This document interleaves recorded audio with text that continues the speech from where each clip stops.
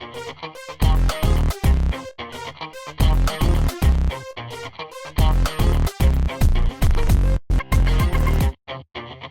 I'm Priscilla Mulo. I'm a Sartlip First Nation and a visitor here on the territory of Coquitlam, shared territory of the Kakite and Katzie. I just wanted to thank everyone for being here. We are still really early, and so it's just hitting 2 o'clock now. We have Elder Gill here, who is to my right, who is smudging. If anyone's not sure what smudge is, it's a ceremony of cleansing. So you can use sage and sweetgrass, which will help clean negative energy and help physically cleanse you and give you strength. Elder Gill is really good about walking you through that ceremony as well, if anyone would like to smudge before we get started. If it's your first time, let him know. He can help you. If you've smudged before and you would like to, he's there and he has different medicines. And then we will also be formally introducing the elder and the dance group as well, and the other speakers. Hi, Chika. Let's chant a little first before we get started. I want to hear the energy up. Every child matters? Okay, I want to hear you say it after me. Every child matters. Every child matters. No pride in genocide. No pride in genocide. Lovely. Okay. So as I said, my name is Priscilla Amulo. I am a Sartlip First Nation, which is on Vancouver Island. I've been a visitor here on the territory of Coquitlam First Nation, which is shared territory of Kakite and Katzie. I've been here for just over 10 years. Just as a heads up, I do have a little one, a 2-year-old, who's sleeping right now, but if he wakes up, that's just a warning. You know 2-year-olds. Okay, so what we're going to do is we're also going to have the organizers who've been so lovely in supporting community in getting us all here today to introduce themselves. We will be having the elder do a prayer. We'll be having our lovely Stars of the North dance drum group sing a song. We'll have some speakers. But I'd like to start by honoring that we are here on the territory of the Coquitlam First Nation. This is unceded territory. And some people ask, what does unceded mean? Unceded means that it was never given up. This is not something that we have signed over. And so we need to acknowledge that this territory is Coquitlam, and we are all visitors here. And so it's about respecting that. And I feel like that's why you're here today, is to respect that we are on unceded territory and respect the rights of Coquitlam First Nation, and to acknowledge that every child does matter. And I also apologize now if I get teary, because this is not just what we do, it's who we are. I, as an Indigenous woman, know what it's like with my family attending residential school. So this is not something I'm doing because it's for justice, not only for justice, but because it's my family and I care. And I want to share our stories and have our voices heard as people who walk every day in the injustice that we see, in the intergenerational trauma, in healing, and want to walk with you today to seek justice, to seek truth, and to recognize that we can do this together as a community with allies and Indigenous folk and BIPOC folk all together. And so that's why I'm here today, and I would like for the other organizers to come introduce themselves as I raise my hands to them for all of this work that's been put in today.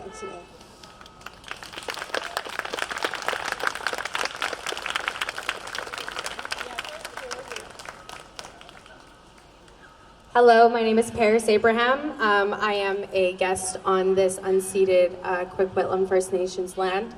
I'm here today because Priscilla asked me, and I'm very grateful that she trusts me to be a part of this. And I also just want to say thank you for all of you for being here today. I honestly did not expect this type of turnout, and it's making me very emotional. I'm here today because as somebody who is biracial, my mom is from the Caribbean, I understand how colonialism affects people of color, especially BIPOC folks. And I truly believe that Indigenous sovereignty and Indigenous freedom is freedom for all, especially Black people also. And I think that we have to start with giving land back and start with Indigenous sovereignty so that we can all have our freedoms and we can all live the way that we're supposed to, because we're not supposed to live hating each other and hurting each other and abusing each other. And we need to stand up for what is right. And I'm so happy that you guys are all here, because it shows that you know what is right. And this was the right thing to do today, so thank you very much. So, my name's Janine. I'm also a guest here on the Coquitlam First Nations unceded territory. Paris and I don't know, you might recognize us, started organizing in the Tri-Cities last summer, and I'm also incredibly honored and overwhelmed to see such an amazing turnout. It means so much to us, and I just want to say my family came here to Canada as refugees. We are displaced people, not just through being refugees, but my ancestors were brought against their will to another land, and I have such a direct connection to the pain and the violence of colonialism. I'm grateful to have been raised by two parents who never let us forget that, especially when we came to this land, that we don't have to perform gratefulness to Canada, the colonial state, but we do owe it to the Indigenous people to fight for their rights and put an end to the injustice that is continuing to happen today.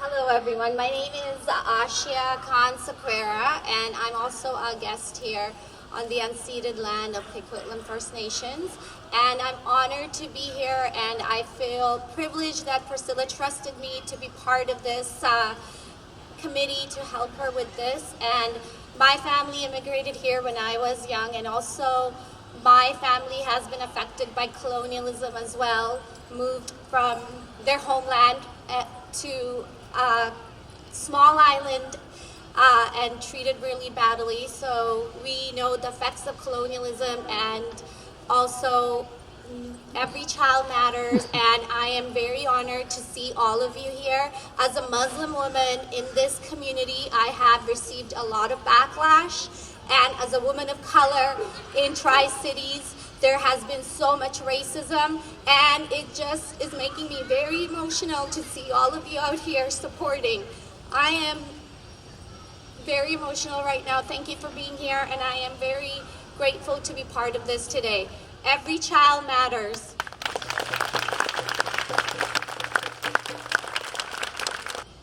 Hello everyone, my name is Gurjeet.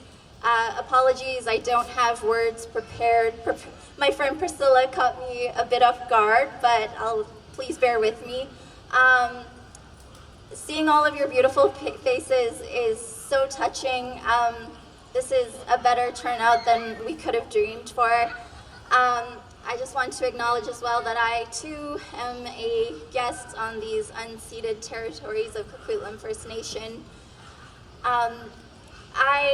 My parents are immigrants as well. I was raised as a Sikh, and in our religion and our culture, it is a tenet to stand up for justice. So that's the culture that I was raised in, and I wanted to be a part of standing up for something, and I'm so honored to see us all come together and support each other, because we're stronger together. I'm getting emotional, sorry. I just want to say that for the first time I was telling these ladies, we honestly met each other through social media and speaking out on causes that we cared about, and the same fight for justice is what brought us together to bring this event here today. And I'm new to the Tri-Cities as well. I've been here for a few years, And this is the first time I'm really feeling a sense of community. I felt really alone. And seeing all of you here, I know that we are just stronger together and we're supported. Thank you for that sense of community.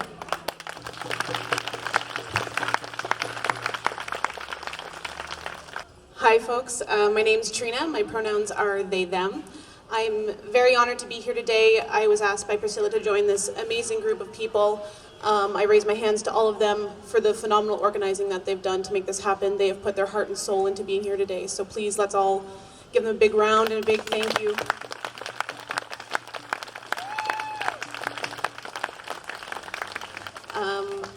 I am as well, I'm an uninvited guest on these lands, and I'm always asking myself as a white person, what does that mean? I think many of us are asking ourselves, those of us who have privilege, what does that mean? And so I'm continually asking myself that, and no matter where you are in your journey in that, thank you for being here today. Continue working, continue fighting for justice, and continue centering Indigenous, Black, and BIPOC folks. It's so, so very, very important. So thanks for being here today. Really, really appreciate it.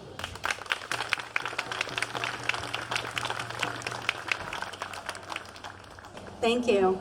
And you know, we can't do this alone. We are a community. So these are the wonderful, amazing souls who've put a lot of time into getting us all here today and making sure we're all safe and well taken care of. I'd like to now bring up Elder Gill to lead us into a prayer, and then following that, Stars of the North, who will do a song.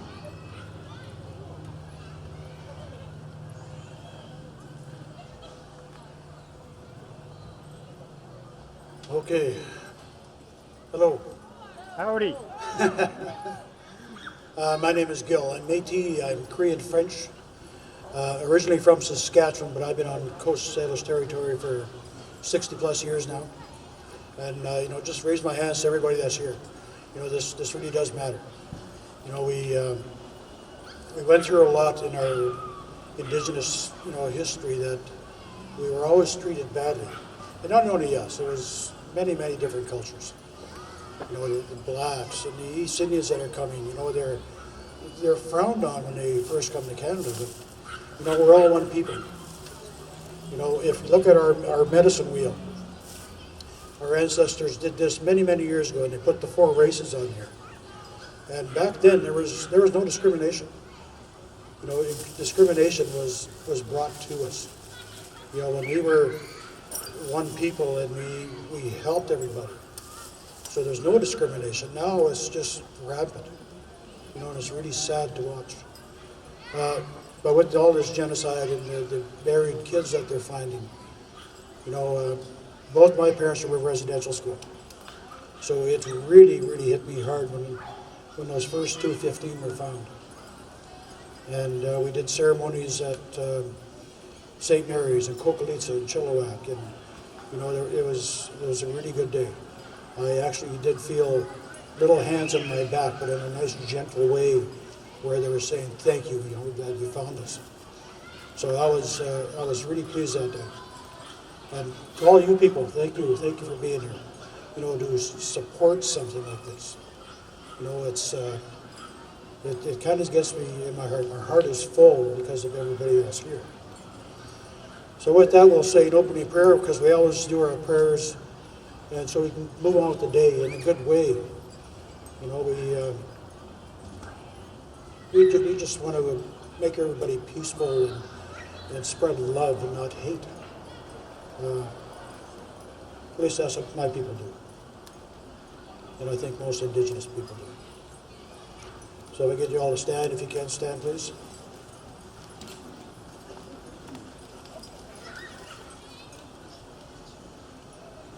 Creator, grandmothers, grandfathers, our 4 sacred directions. Again, Creator, I want to thank for this beautiful day. Just want to ask you, Creator, just to keep an eye on all these beautiful ones in the circle. All these beautiful ones, Creator. We just want to keep them healthy and strong and safe. We also want to just to guide us where we have to go today. And say the words that we need to say today. And take all this home and hold it in your heart, and you can think about this. And again, Creator, I want to thank everybody here. Not only these people, all these beautiful ones here, but all their family members, Creator. Keep them safe and strong. And again, thank you for this beautiful day. Hi. All my relations.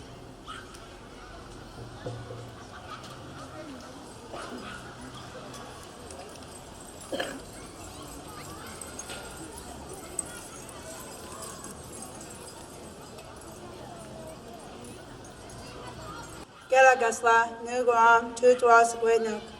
my name is Ladonna Wicks Joseph. I'm from the Tlawatsi's Mumtagilla Nation, located in Vancouver Island, Alert Bay, Fort Rupert, Port Hardy, and up and down the island. We are Stars in our Drum Group. We started our group in August of 2009, writing music in English, implementing our native Kwakwa language with the support and guidance of our grandmother, Christine Joseph Twants of Fort Rupert. I am the firstborn daughter to Laura Joseph and firstborn grandchild to Christine Joseph Twants.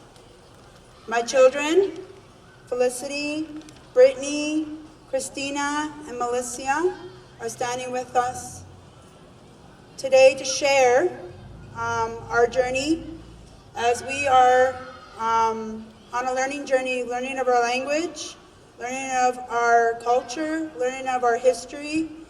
The button blankets we wear represent who we are and where we're from. We do ceremonies in a big house. In our Kwakwa language, it's called a gukji, and our blankets represent the big house, and they represent our journey. They represent our crests of our families. If the girls want to turn around. Thank you. They represent the crests of families. So when you go to a big house, you won't see just the same design. You'll see many, and they represent our families. So in our Kwakwa language, if you want to just try and say hamumu, can you say hamumu? Hamumu, that's easy. You just learned how to say butterfly in Kwakwa. So that's the butterfly. Can you say mohino? Mohino. That's killer whale. And quinqualiga. It's a thunderbird. And then we have another hamumu. I was taught and guided to make my button blankets by my Auntie Elizabeth Dawson. And I made Felicity's first and then followed along. And then I didn't know what I wanted to make for mine. And then I chose the Tree of Life, where I branch off my mother. My mother branches off of her mother, and my children branch off of me. And then, of course, my grandchildren will branch off of their mothers as well. So we are on this learning journey, and we are very honored to share our learning journey. As my mother was a residential school survivor, as well as my grandfather and my uncles. This drum I'm about to use for the very first time today, after almost 7 years. It was gifted to me by my Uncle Boone, who is a residential school survivor. He's also a carver, and the shirts that we are wearing, they also have his handprint, native handprint, on them as well. So we are wearing and using our regalia, our drums, our songs that are passed down to us by our elders, their stories. And we're implementing our native Kwakwa language, learning of our language. And we are standing very, very proud with you people today. And every child matters.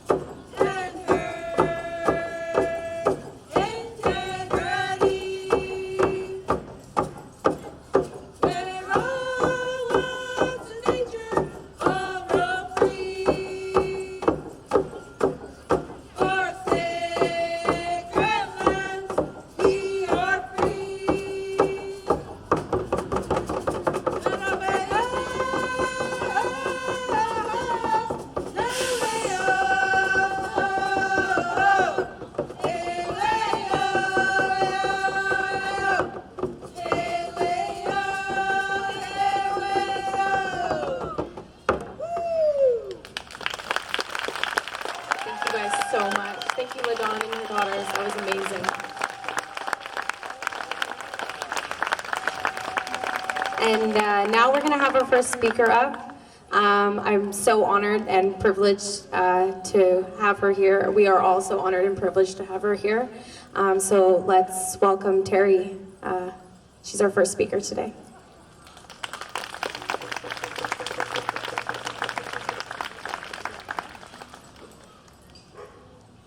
Good afternoon, everybody, and thank you for the beautiful song.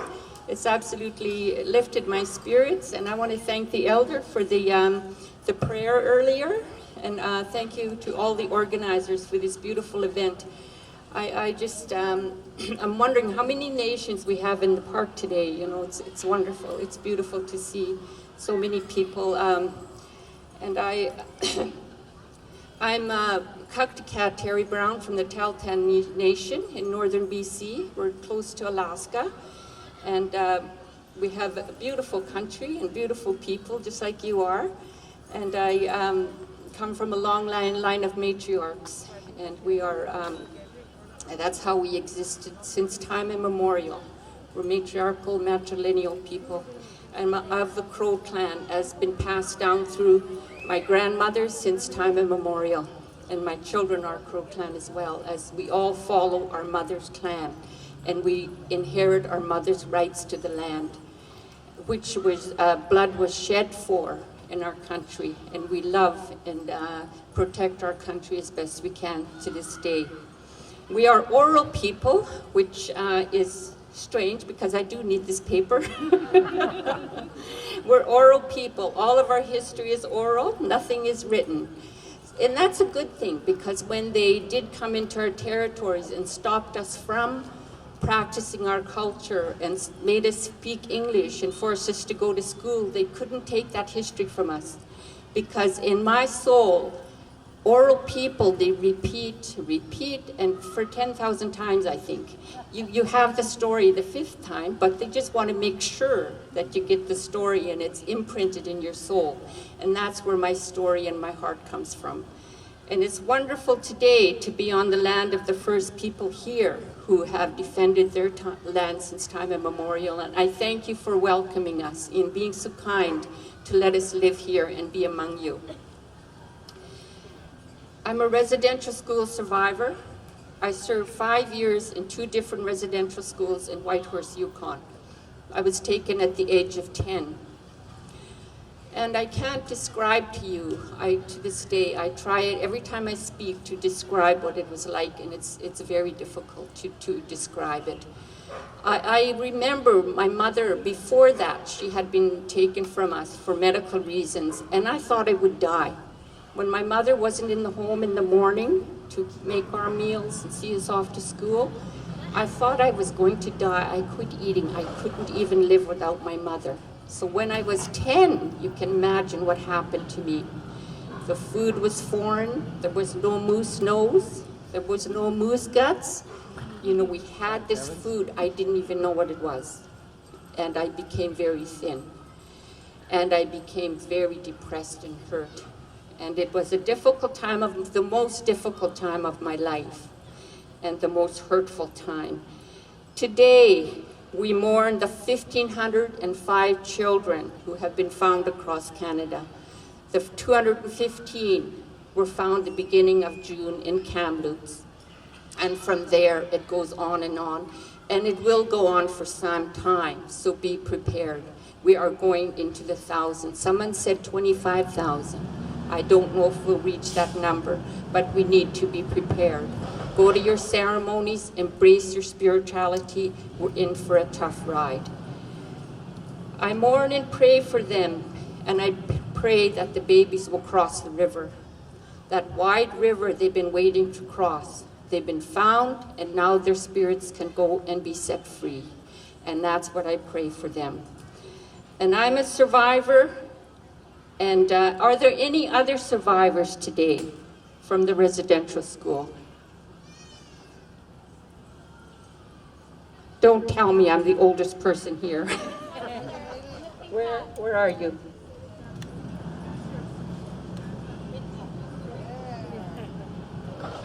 Come and join me, sister. Do we have intergenerational survivors? The child of a survivor, the grandchild of a survivor?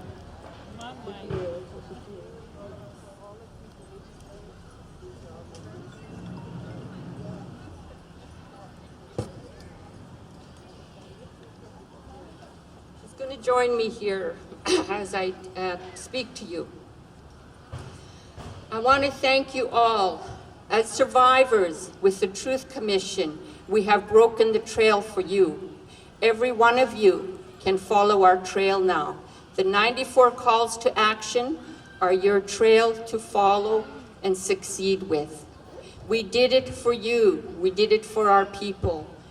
The 94 calls to action will bring some peace into our hearts. It addresses every sector of Indigenous lives. And we want you to follow the trail, but make your own. That is the difference from one generation to the other. While we may pass you our strengths and pass you our ideas, what makes the big difference is your ideas. It's your gifts, your strength that will bring us forward, because my generation doesn't have that quite yet. You have that. Bring us forward and we will follow you. My story today is my gift to you. In our culture, when we do the oral traditions, when we tell a story, it's a gift to you, and you must listen. In our culture, when there was story time after dinner, you did not hear a peep. You did not hear people fighting or comment or whispering under their breath. The respect was there because it was time to learn. It's your time to open your ears and accept what I have to say to you today. When I was taken at the age of 10, before that, I ran free through the woods, and my spirit was free. I followed my brother everywhere he went. I did everything he did because I wanted to be happy and I wanted to learn. I used to sit by the river, the Liard River, and I used to think, I wonder if I will ever cross that river. It's so far. One day I want to cross that river and see what's over there. I really want to find that out. I never knew I would travel the world because of my activism and because who I had become. One day I found myself in Eritrea, and I also went to different other parts of Africa. But I remember they invited me to go to help out when the war ended there between Ethiopia and Eritrea. So I went to help to raise some money.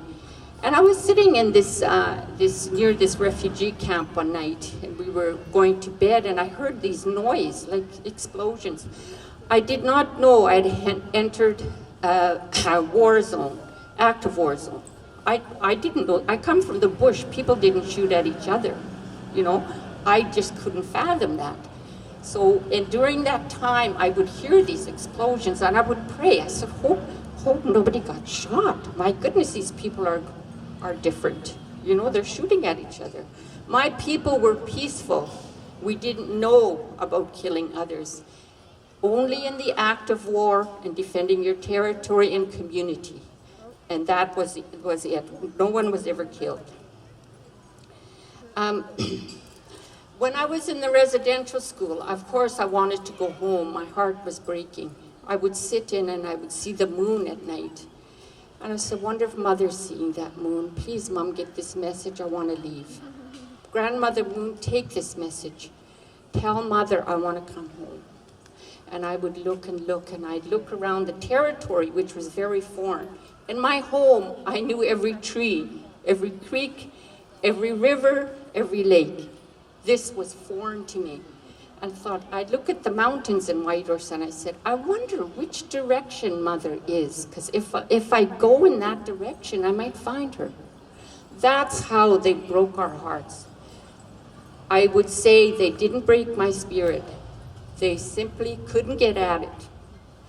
Indigenous people were spiritual people. They can't touch us. That's the way it simply goes.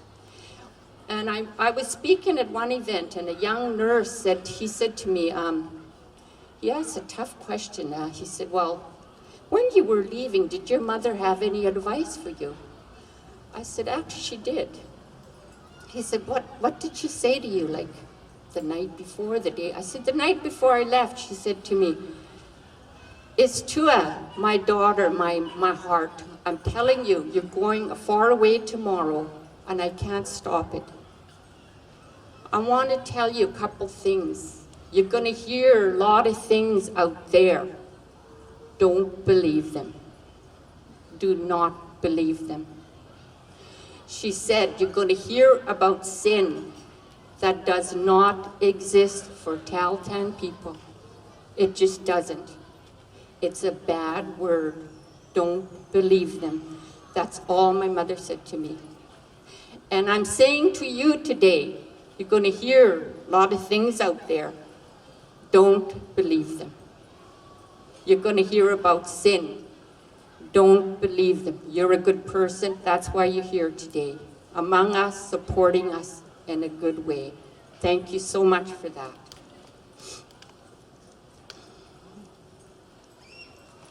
During the work of the Truth and Reconciliation Commission, we formed a 10-member survivor committee.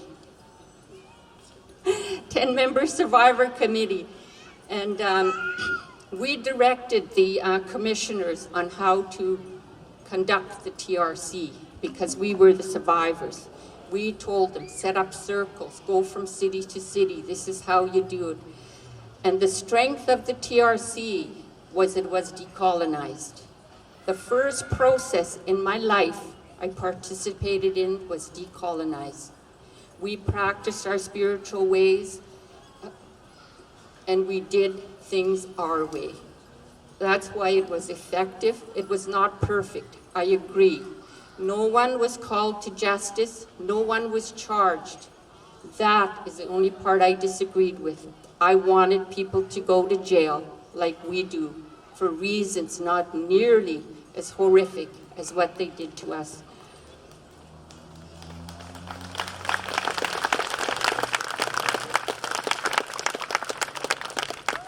During the TRC and shortly after, we knew there were 4,100 children missing, and that number is climbing and climbing. And we couldn't get money from the government, even $20,000 or $1 million more to do that work. Why? It was a cover-up. It was absolutely a cover-up. We couldn't get at the documents. We couldn't get clear data. And I'll tell you right now, I'm an Indigenous person. I have a band number. I was born with that number. I'll have that number till the day I die. When I was in residential school, I had a number, and I had that until I left the school. Everything about me is documented with the Government of Canada to this day until the day I die. Every time I see a doctor, if I need a psychiatrist, psychologist, it's documented. Somehow, that data wasn't there when we needed it. Somehow, it disappeared. They knew everything else about us, but except the day when we wanted to be, when you claimed the compensation. Documents started to all of a sudden disappear. There was a process called the IAP, the Independent Assessment Process, that was separate from the TRC. And that process was to compensate children for the worst crimes, outside of the loss of culture and language, outside of separation from family. So there's children here, I can't be too graphic, but you know what I'm talking about. There's, the worst crimes you can imagine happened to us. The absolute horrific crimes of torture, starvation, experiments were done on us. My friends, my buddies, who are the most wonderful people in the world, were starved within an inch of their lives so they could see how much a human being, the least amount of calories that a human being could survive on. Within an inch of, it stunted their growth, and stunted their way of ability to think properly. And during the TRC, they had hearings, and they had arbitrators go around from city to city to hear the cases, the worst crimes against humanity you can imagine. And during those hearings, there was terrible abuse, just from the process itself. There was terrible abuse. One friend of mine, he got his, he went into his hearing. They gave him a check. When the day he got his check, he put it in the bank, he went out into the bush, and he ended his life. That process was so horrific that he could, things that they had not thought about for 50, 60 years, they had to speak about in graphic detail. And that, when he ended his life, I was shocked. He was a wonderful person, strong man.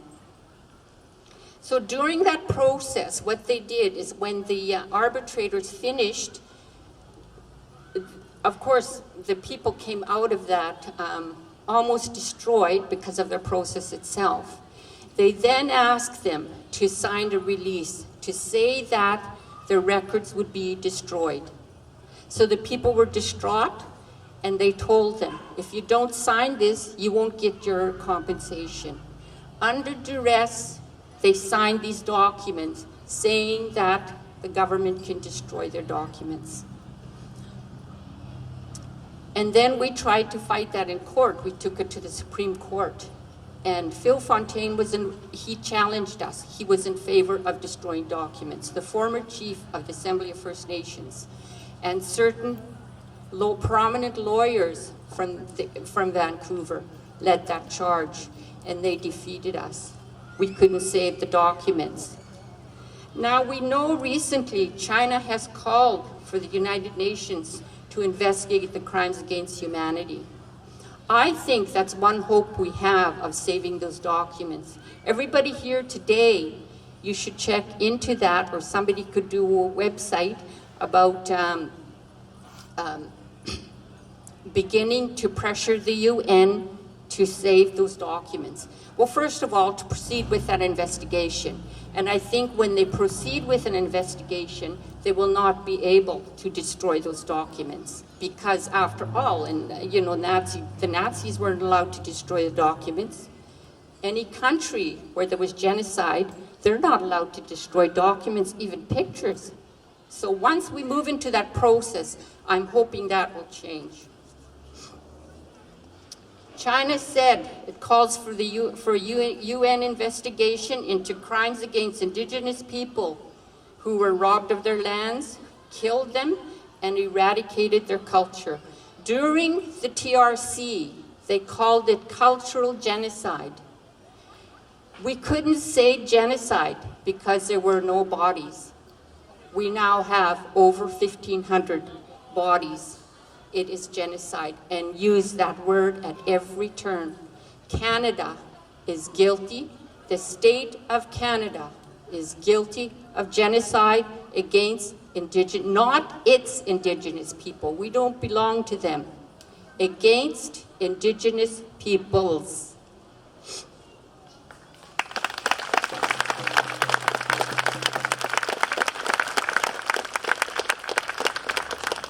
Trudeau responded to China by saying, the journey of reconciliation is a long one, but we are on the road of reconciliation.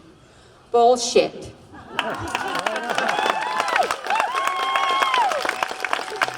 And he went on to say that they have met 80% of their commitments on the 94 calls to action. You say it this time. Bullshit.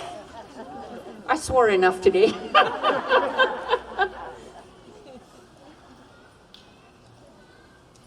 Okay. And I mentioned that the TRC, it was a constant struggle for, it's my arthritis. The TRC was a constant struggle for documents, especially with the Catholic Church. They never did come forward with their part of the compensation, In fact, they set up individual entities for every church in the country, so that if we wanted a compensation, we'd have to sue every church in the country. That's how they got around being accountable. So you start asking the tough questions. You could look at the National Center for Truth and Reconciliation. You can hear all of our stories there. You can hear all of the history. It'll be great for you to learn more. This genocide is not a genocide of war, apparently. They could take land, they could kill children, but it's not war. Does that make any sense to anybody? It doesn't for me. But in any event, they killed babies and children. That's the worst form of genocide. It's Canada's commitment, it's the municipalities and the provincial government's commitment. When we see tent cities in Oppenheimer Park or wherever they may be, that means those calls to actions are not being met. When you hear of another Indigenous woman being killed or missing, that means it has not been met. Our lives are endangered as Indigenous people. Will I be next? Will you be next? I worked many years with the missing and murdered Indigenous women and girls, and when I was taking the count, almost all, I would say 90%, were residential school survivors who were killed or ones who came from the foster care system. So what that says to me, I'll interpret it for you. It says those abusive process prepares us for further abuse, acceptance of abuse, putting ourselves in harm's way, allowing people to put us in harm's way. And that's what they did to us. I come from matrilineal people, as I mentioned, matriarchal people. You're nobody if you don't know your mother's line. You can't stand comfortably on Mother Earth if you don't know your mother's line, because you wouldn't know your rights. Not that the men didn't matter. Men are very important as well in our culture. And I really fully embrace the men who are here today, as you are outnumbered by women, but it's wonderful to have you here. But our names come, my name comes, probably could count 20 generations where my name comes from. That's how long our names go back.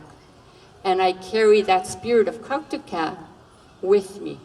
She gives me the strength because they loved her so much. That's why they named me after her. And during the church and government process of colonizing us,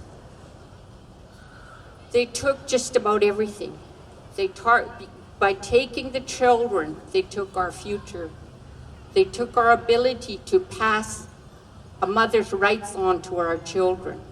They took our ability to govern, because the single most factor of our government is the matrilineal way of being. You can't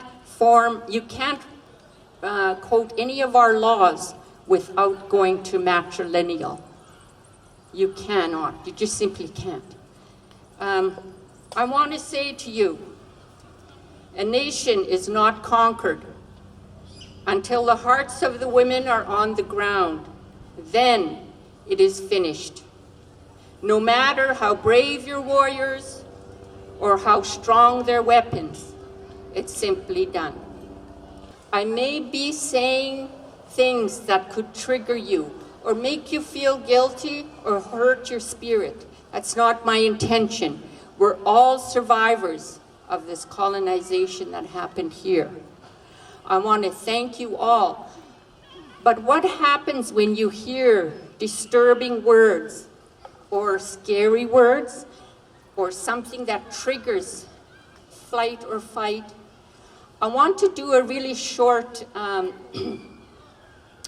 very short meditation with you. We're not going to get into just a very... But, okay, there's the crown chakra. I'll talk about the crown chakra. It's very close to this opening where, when we're born, you know the kids, it's really soft. That's like our very sacred spot. And because we may have heard something may disturb us, I want to help you close that, okay? You're going to put your hand on your head. You focus on that crown chakra, and you're going to say, Grandmother, close that for me today. I don't want to be vulnerable at this time.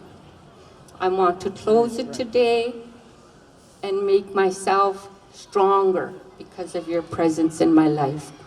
Grandmother, creator of all, be with me. You close that today. I have my fan if you want me to brush you down or help you close your crown chakra. But this crown chakra is very special. It opens to creator. But when it opens to creator, it means it opens to everybody. And some people are not the best souls on earth, right, as we know. So thank you very much. I have one more comment, I believe. Okay, I want to say to you, the strength of our people is spiritual again. We're spiritual people. My mother's grandfather, my mother's mother died in childbirth. My mother was raised by her grandparents, way out in the middle of not nowhere, but our country, right? So my mother said he was a medicine man. And grandfather, she said he never missed a day before greeting the sun. She said he's up in the morning. If the sun gets up at 4, grandfather has his fire. He's greeting the sun as a thank you for this day. Thank you for this beautiful day you've given me. Another day to live. And she said the campfire would be burning. And I can just imagine that. And when I have a difficult day, I say to myself, like when the first 215 were announced, I said, like the smoke from grandfather's campfire, we will rise. We will rise. Don't get me wrong. We will rise. We will rise. And I thank you all very much from the bottom of my heart.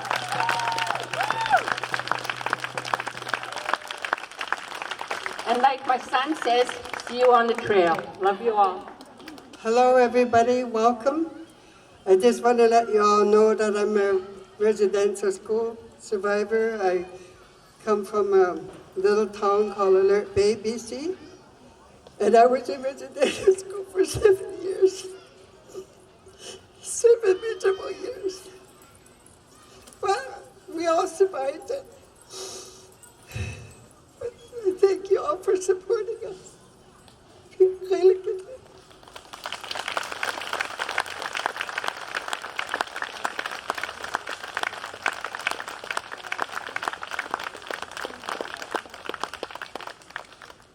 Thank you both. It means so much to me to have our matriarchs here and sharing their stories and sharing their strength and sharing their knowledge. It takes a lot of emotional and spiritual toll to be able to stand here and share everything that they know and what they've experienced.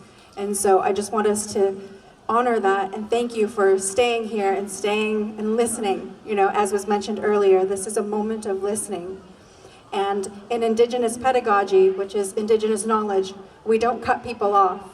So this is not a colonial moment where we're going to say, you have 5 minutes. That's not the way we do things. And so we are going to honor what people have to say in these moments and be here in this moment together as it's building the momentum for the movement. Because this is not a moment, this is a movement. And so we're building that momentum as we go. And so sharing these stories and standing here on this land, which is why I wanted us to be on grass, not getting a stand or a stadium or anything, because we need to connect to the land, to Mother Earth. And so I do want to invite up Shelley now and say thank you for also coming to share your wisdom with us. Thank you.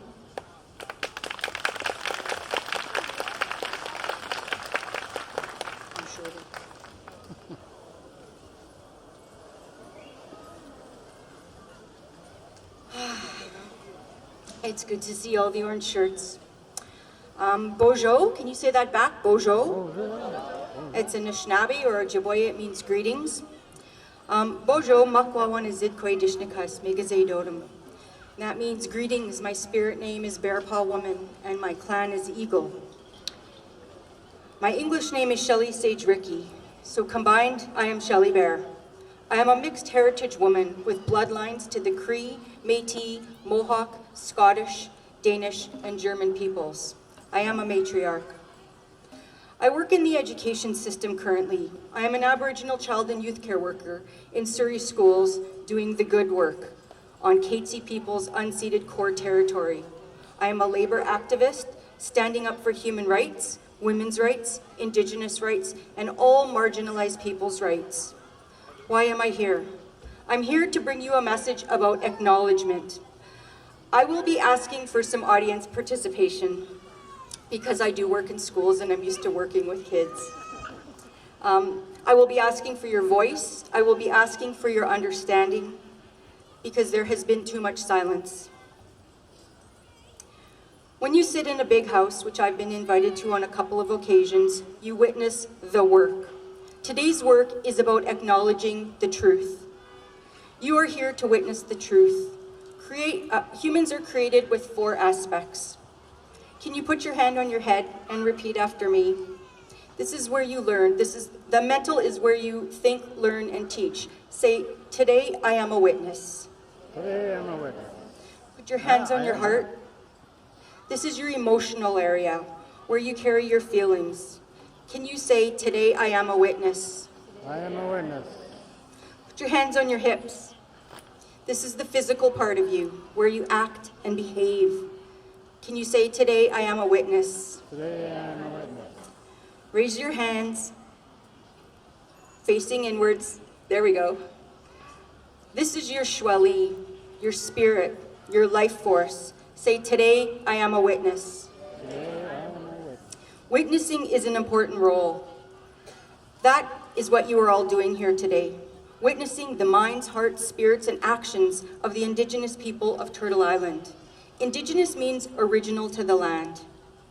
Aboriginal comes from the Latin prefix ab, meaning of. Original. So we are of the origin of this land.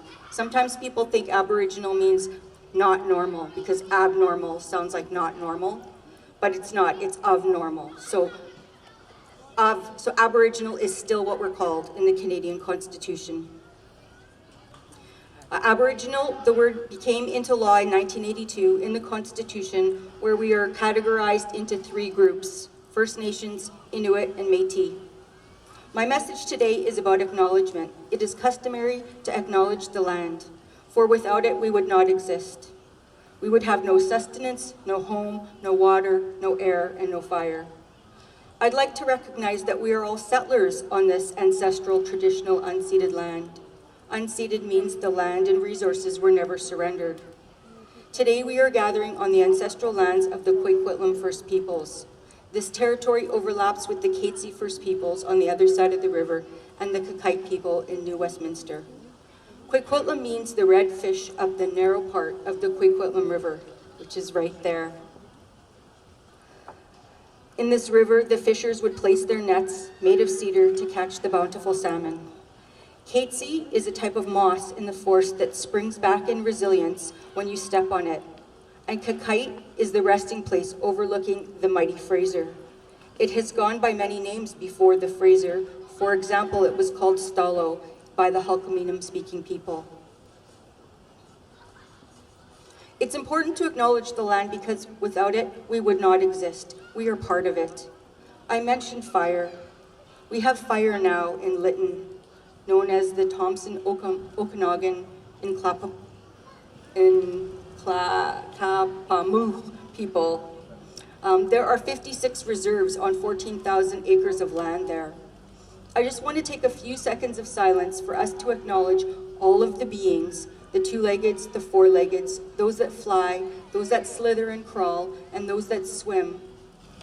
All of these beings, we need to send love to those beings that have been displaced, homes destroyed, habitat gone, and the many beings that lost their lives. This is a very familiar story for Indigenous people.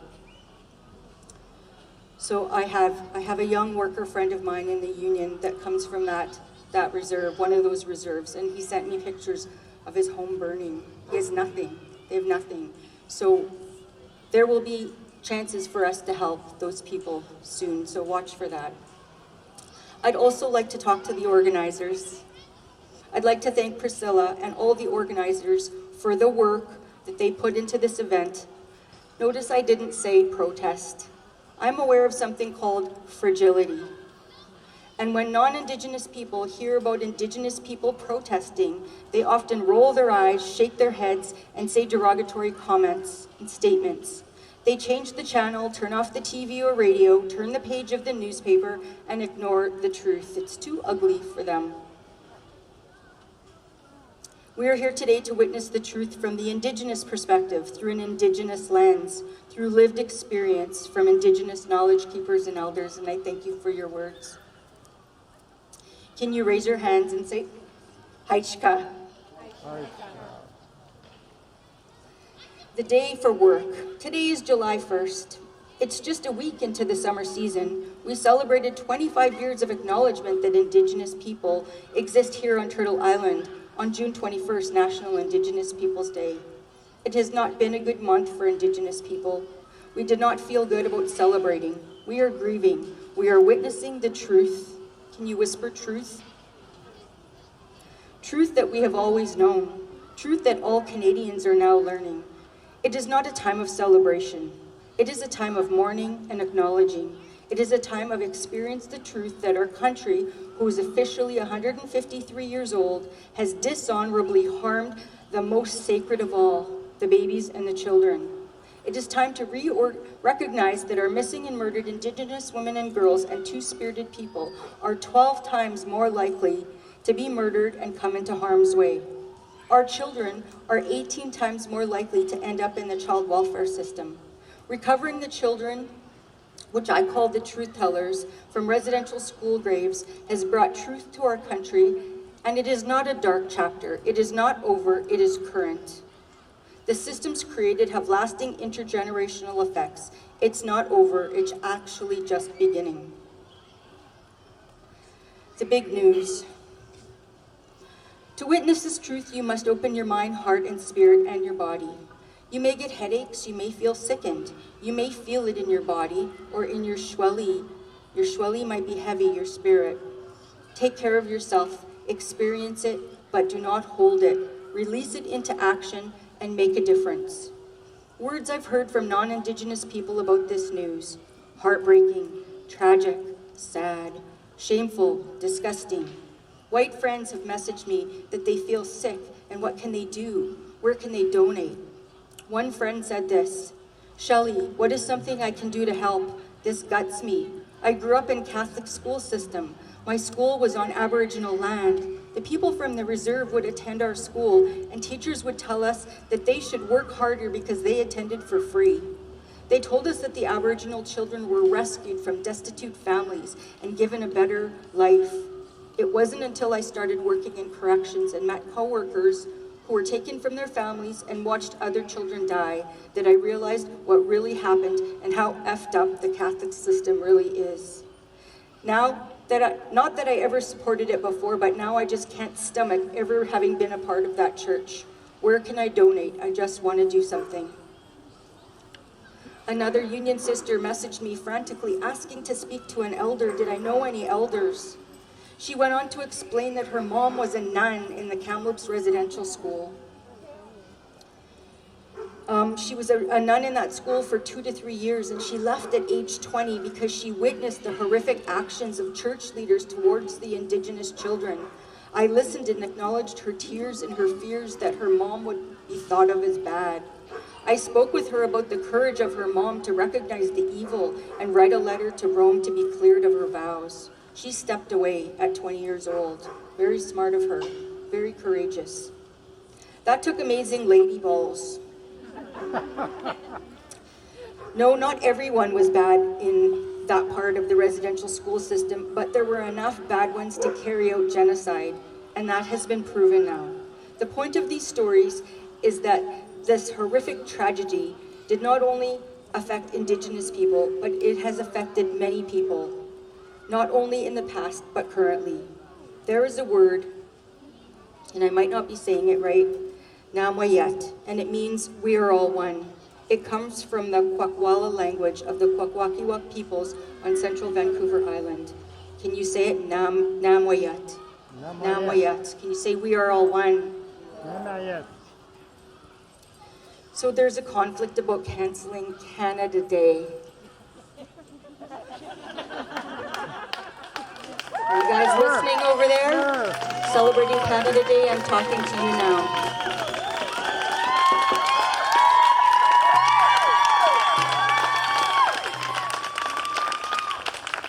When we do not come together as one, we are fractured, we are divided.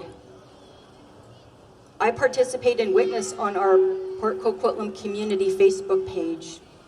It's not been pretty there. How do we move forward? To be honest, when I see a Canadian flag hanging on trees or on people's shirts, it harms my spirit, especially today. It hurts me.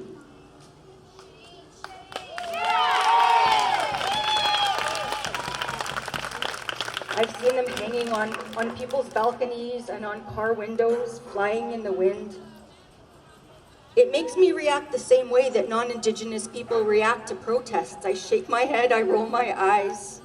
I look away because my heart hurts, it just does. For me, it is about people not understanding that our country is built on genocide. No amount of Canadian flag waving will change that truth. Be proud of all the good things you say. You were lied to. You weren't told the truth. In school, none of us learned this truth. Aren't you angry about that? I am. Yes. It's not a dark chapter in history, it's current. All the British and French systems that Canada is created from were created to eliminate an entire nation of people, exterminate, kill the Indian and the child, assimilate, and they did. They killed thousands. We will never know the true number because so many died trying to escape, and their bodies will never be recovered from the mountains and the land and the rivers where they perished. These systems that govern our nation, including the justice system, the child welfare system, the education system, economic system, and healthcare systems, were all created without Indigenous input. And so we are rising up, just like the children from the graves. We are rising up to take our rightful place on our own land. It's time. Can you say it's time? Don't be afraid that our rising will take away from you. It won't. We are Namwayat. We are all one. Stand with us and our next generations to live together in a better way than we have been. You cannot have reconciliation without the truth. You cannot have reconciliation without healing. We need light. We need to shine light on the truth. We need to acknowledge it. We need to have this truth to move us to action. We will heal together as a nation. We are the second largest country in the world, and we will be proud Canadians once again with solidarity, kindness, love, and understanding. In the big house, the men are the speakers of the house like an MC.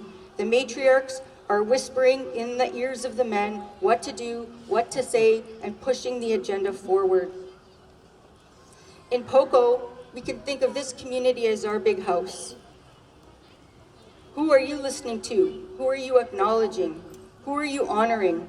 And more importantly, who are you not? In the big house, there is always dancing. And next up, we celebrate that we are still here. They found us, said the small children, said the 1,505 children they currently recovered. They were not discovered. They are found. They are recovered. They've always been there in Mother Earth, and there will be more. We love and appreciate that the stars of the North are here to dance and to heal with us. Kinenaskomten, Chimigwech, and Haisapka. Can you say Haisapka means thank you? Thank you.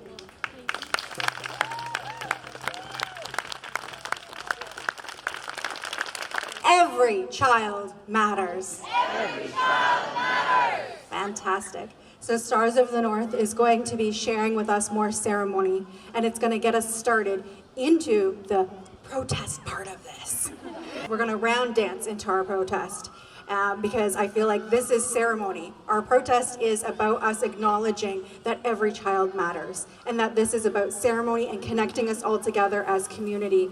And so after Stars of the North is sharing with us, we will do the round dance, and then we will hit the street, and we're going to show PoCo that we are united. We're going to show PoCo that anti-Indigenous racism does not stand here, that we should cancel Canada Day, because there is no pride in genocide,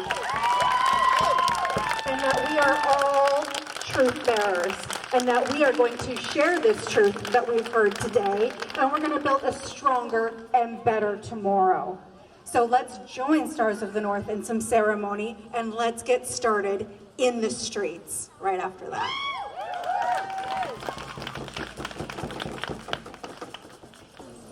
So before we begin, we want to acknowledge all the organizers and all those who have just joined us. Thank you. Gela Gasla. Can you say Gela Gasla? Gela Gasla. Thank you.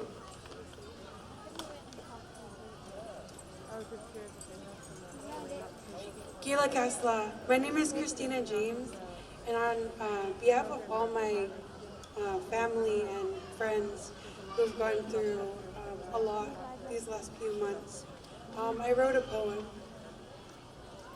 Let me paint you a red hand for you to hold on tight while I take you on a journey with our lost children who may have lost the fight.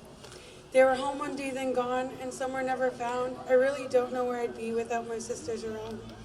So please hold me tight forever and never let me go, and don't forget the touch of my hand in yours as they round dance in the stars.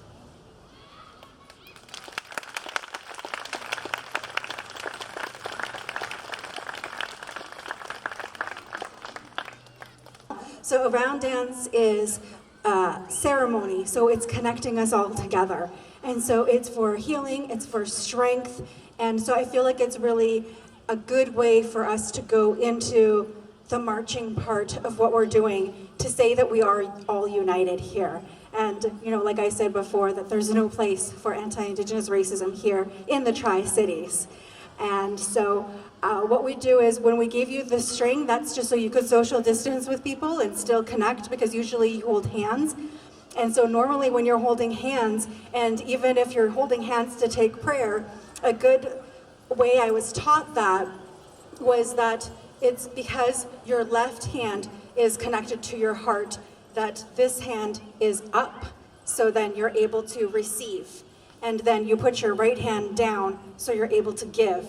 So that's why you have one hand up and one hand down, so you're always giving and receiving, because we need to keep filling our cups, and that's how we take care of each other, right? Having that balance. So if we were able to hold hands, that's what I would request for you to do. But because we want to make sure everyone is safe, COVID safe, please do only hold hands with your bubble if you're holding hands, and use the strings we gave you to still connect with other people in your community.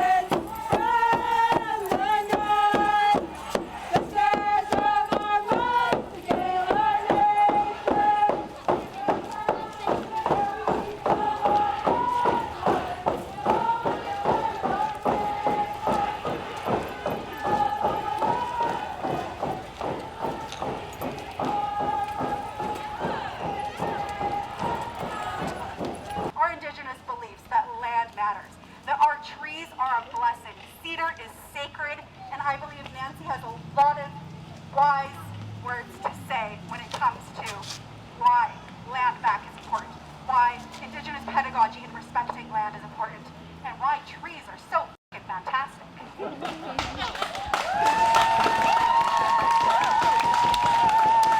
Thank you for those kind words, Priscilla. And I'm here today on unceded traditional Coquitlam First Nations land. I'm also here today as an ally. So as Priscilla said, we do have allies amongst us, and I'd like to also acknowledge the dark history that I carry and that many of you share with me. So I acknowledge that Canada was built on policies of racism and exploitation, and these policies traumatized generations of Indigenous children who were torn from their families and forced to abandon their culture, their land, and their language. So many of these children, as we know, faced horrific abuse and neglect, and thousands of them never returned home. So shame. Shame.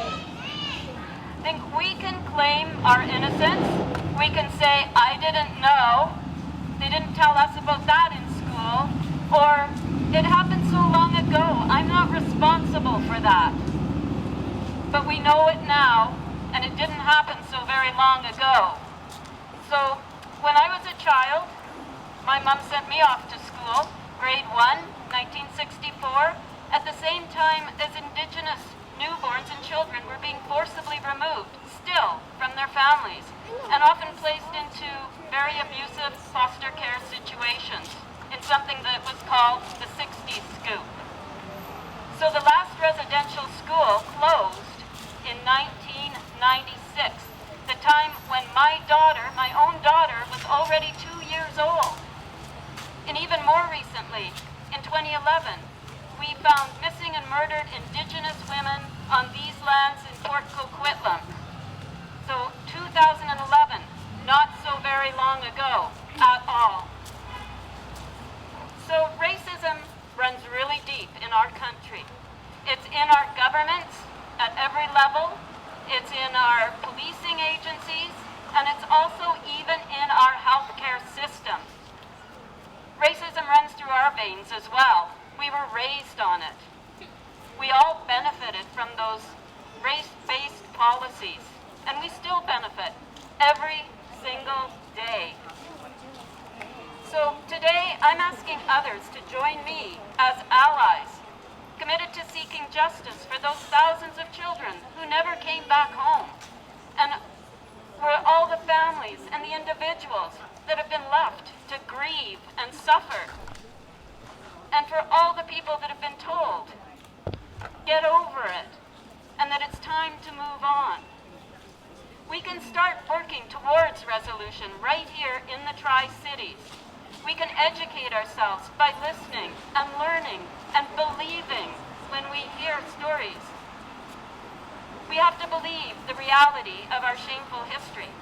Take time to read the TRC and reflect on the 94 calls to action. Yes, there are 94 calls to action. I recently found a website that may help people just starting to delve into it. It's called Beyond 94, and it gives a good background and overview. It also shows where we stand with respect to actions that have been taken. Let's stand together and hold our government accountable for taking those calls to action. Talk to your friends and your family and call out racism when you see it. It's not okay. Be vigilant and speak up when you see systemic racism around you. So today, I hope that we can respectfully allow Indigenous friends the space they need, you need, to grieve, and that you will trust us to walk the next part of the journey with you. And I hope you will share your stories with us and your dreams with us, and that you will forgive our clumsiness as we stumble through this period of reflection and onwards to meaningful reconciliation. Change is coming, and I thank you for allowing us the honor of being part of this new path. Thank you.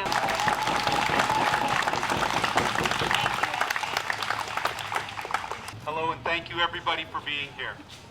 This kind of movement does not happen without people like you all coming out. And so you two are heroes in what's happening today. Thank you for being here. I have to tell you, for my part, first of all, thank you very much, Priscilla, for having me and letting me speak in this way. I've come to speak as an ally, but I don't know really what that means. And to tell you the truth, that scares the bejesus out of me. The languages and the words, some of the words are extremely frightening to me at times.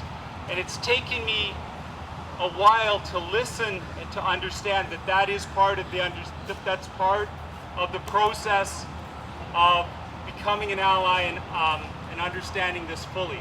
So I want to tell you all a story, a little bit of my story that made me come to that decision to be an ally and participate in events like this.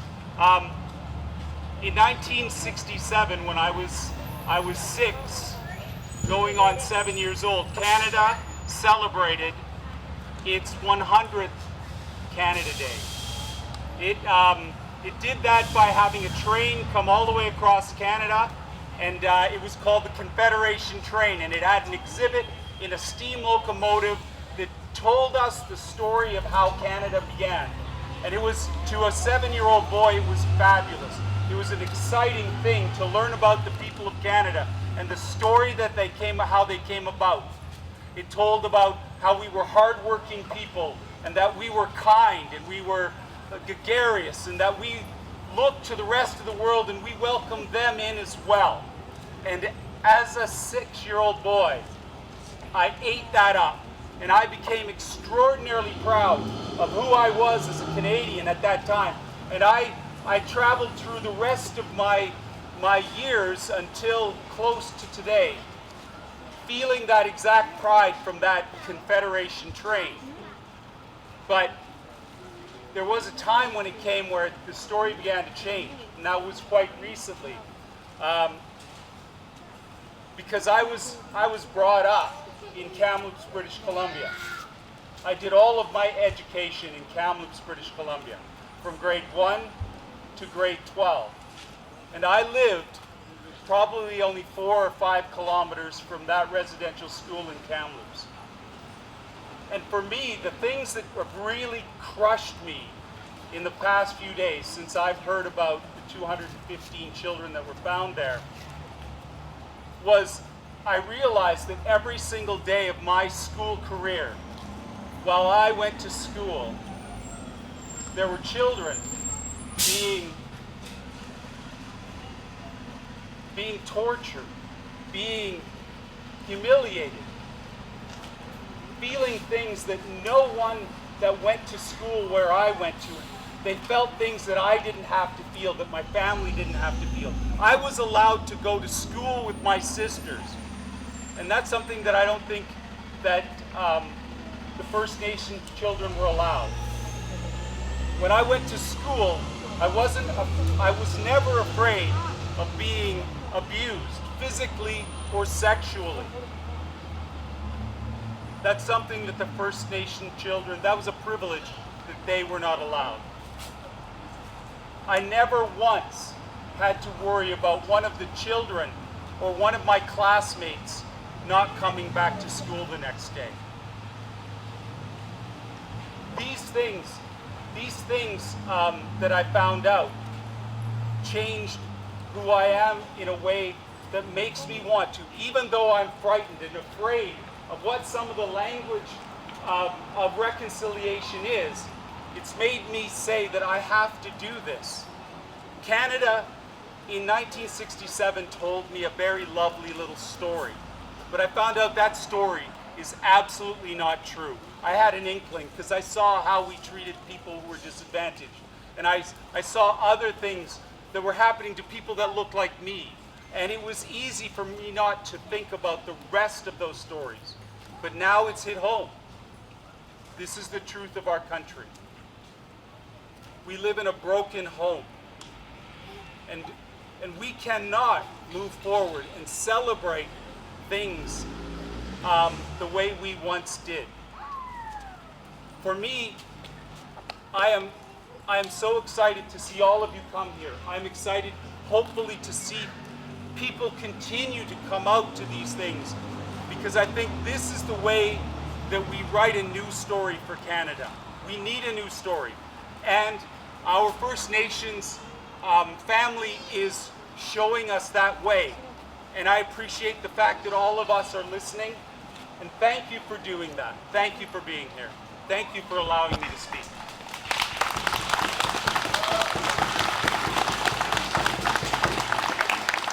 My mom was a residential school survivor. She went to Christie Residential School. My name is Michelle. I'm from Cayuquet. I'm Cayuquet Checklisset. And I'm probably one of many children of residential school survivors who didn't survive as long as others. My mom struggled being a parent and raising me, teaching me. She didn't learn everything she needed to know to live life now, and to teach me. I don't know my histories. I don't know my language. I have children. One of my children is right there recording me. My other two, they're my twins, and I want better for them. So that's why we came here today. And I have a group on Facebook, and I'm in the process of getting it started before I invited people to it. I have a hard time living life. My mom didn't make it. She suffered residential school. She was abused. She was sexually assaulted. So much stuff is done to her, and I suffer from her experiences, her traumatic experiences. I suffer, and in turn, my children are suffering, and I don't have anyone to talk to. So I created a group on Facebook for children of survivors to connect, to reach out and speak to each other, support each other emotionally, be there for each other, and help them find some form of understanding, as nowadays it is very hard. And we don't have our parents to help us because they suffered to the extreme levels that they are not here. Please bring the messages that you've heard today, the stories that you've heard today, into your homes, into your families. Share them with your friends, because the more truth that's out there, the closer that we can get to that reconciliation. Because as mentioned earlier as well, this is a movement. This is just but one moment within that movement.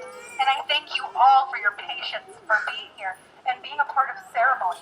So we're going to chant once more, and we're closing the circle, but that doesn't mean the work ends here. Just because this circle's closed does not mean this circle stops.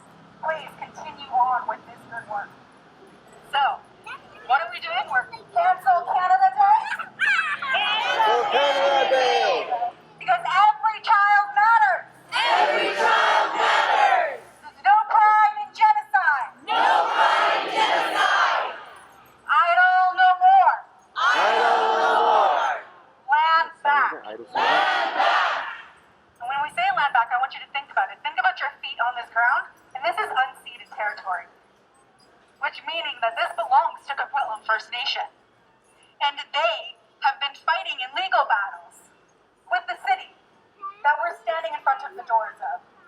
And we need to support, if we're going to be allies, being allies means knowing that truth and educating ourselves as to what's happening with Coquitlam First Nation and what can we do to best support them in building the wellness of Coquitlam Nation for all of their members.